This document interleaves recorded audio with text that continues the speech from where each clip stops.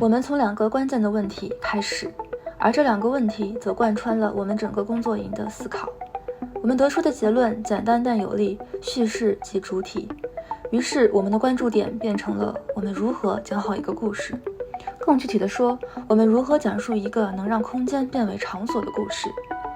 我们绘制了一张分析图作为教学设置，图中将场所认知划为3个核心维度：空间、文化与人。这3个维度不是孤立存在的，它们相互渗透，不断浸泡。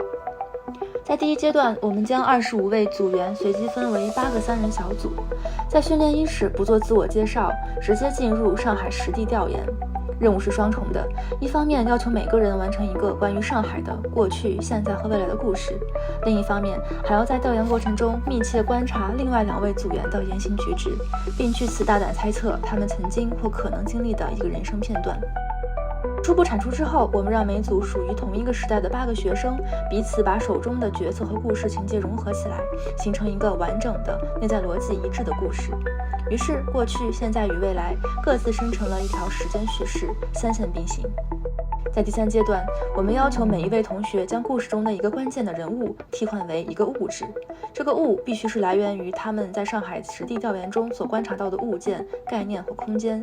它可以是一扇门、一块老砖、一间早点铺，甚至是一次广播或一则标语，但它必须真实存在，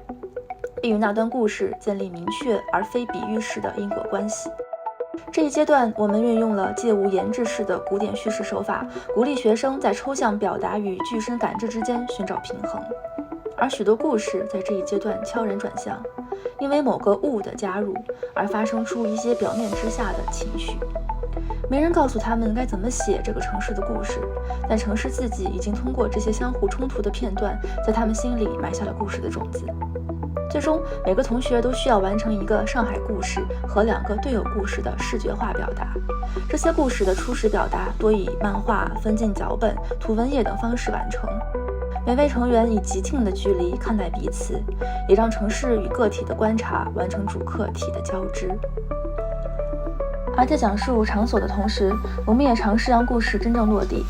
工作营初始，我们就设置了最终成果的实体形式，一张巨大的故事地图和一条采用传统龙鳞装工艺装订的故事长卷。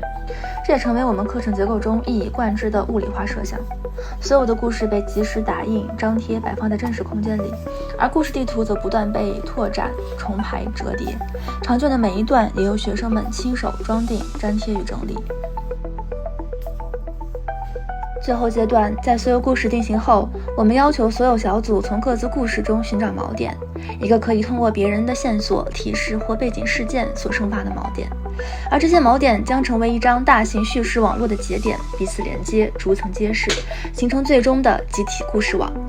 在结构上，我们设定3个初始种子故事，其余故事则逐步由锚点引出、展开与串联，最终完成了一个具有游戏结构感的叙事网络。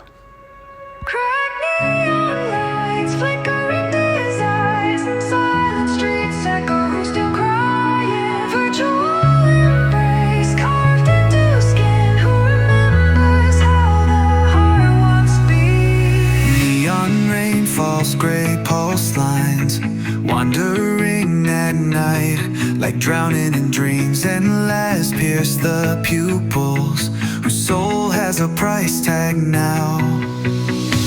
Rebuilt memories, numb touch, smile program cities built on concept.